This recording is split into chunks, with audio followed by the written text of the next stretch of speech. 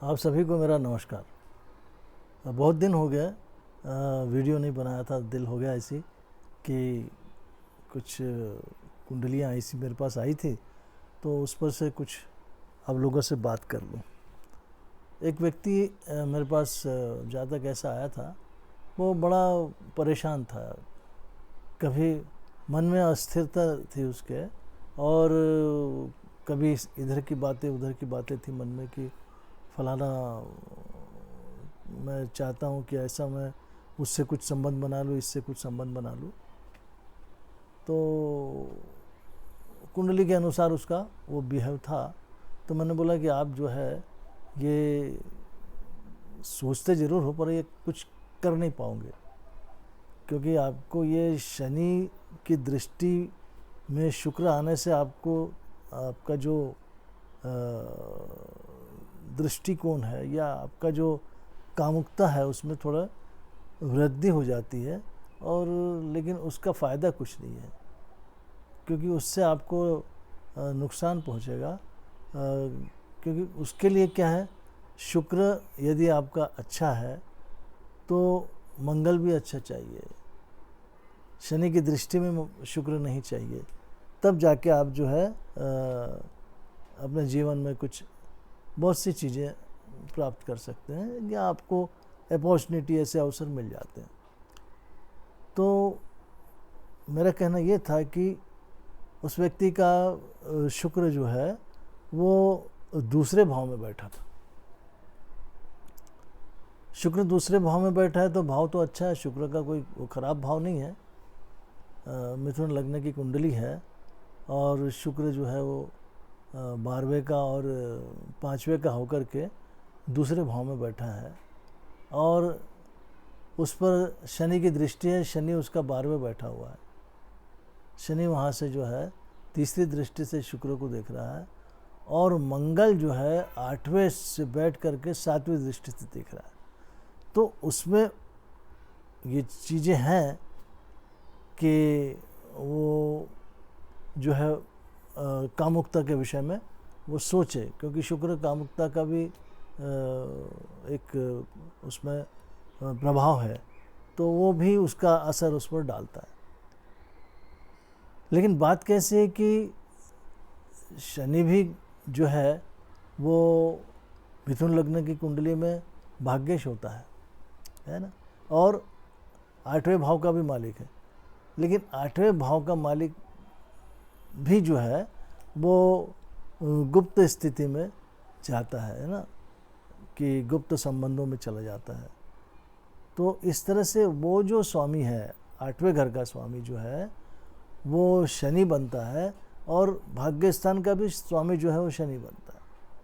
क्योंकि शनि की मिथुन लग्न की कुंडली में शनि की जो साधारण राशि है वो 8वें भाव में आती है, और मूल त्रिकोण की जो वो राशि है उसकी मूल त्रिकोण की जो राशि है वो उसकी जो है भाग्य स्थान में आती है।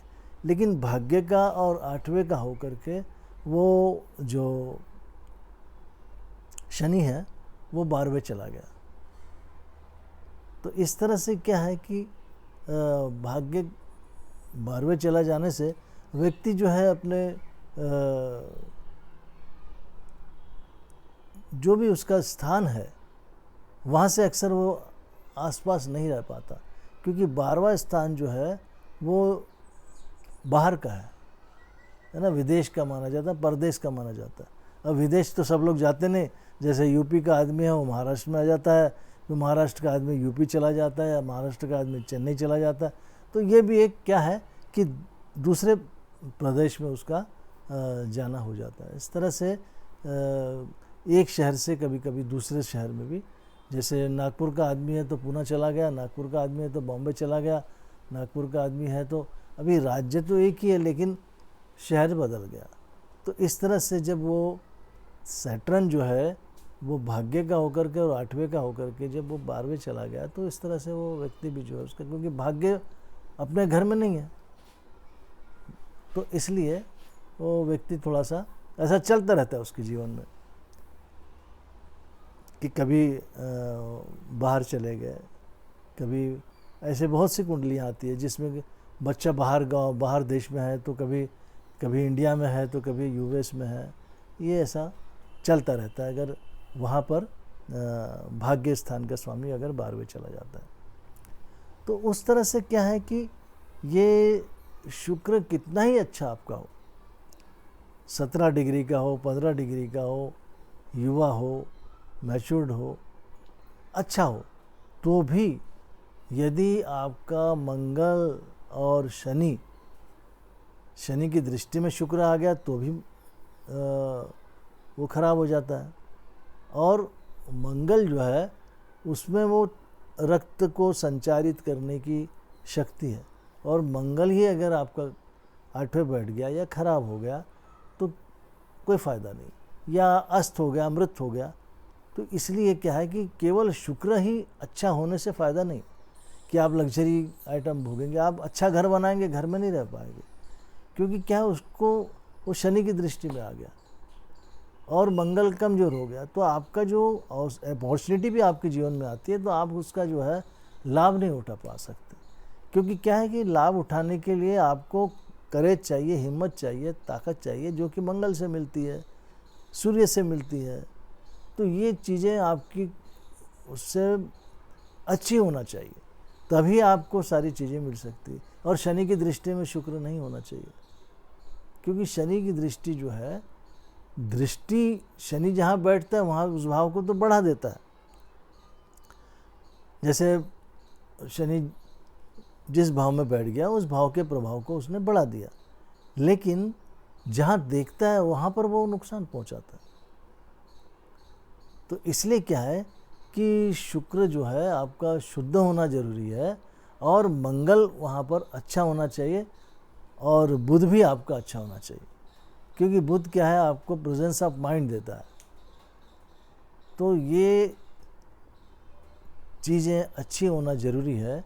तो 3 स्टार जो है वो आपके कुंडली में शनि, बुध और मंगल, ये अच्छी स्थिति में होना चाहिए। भले ही वो कोई मार्केश हो, कुछ भी हो, लेकिन वो अस्त नहीं होना चाहिए, मृत नहीं होना चाहिए, ये इसका ख्याल रखें। और डिग्री वाइज उसका कम असर नहीं होना चाहिए, और उसकी दृष्टि जो है वो शुक्र जैसे स्टार पे नहीं आना चाहिए। ठीक है, अगली बार मैं आपसे फिर मिलता हूँ किसी दूसरे विषय पर। तब तक के लिए आगे चाहता हूँ। नमस्कार।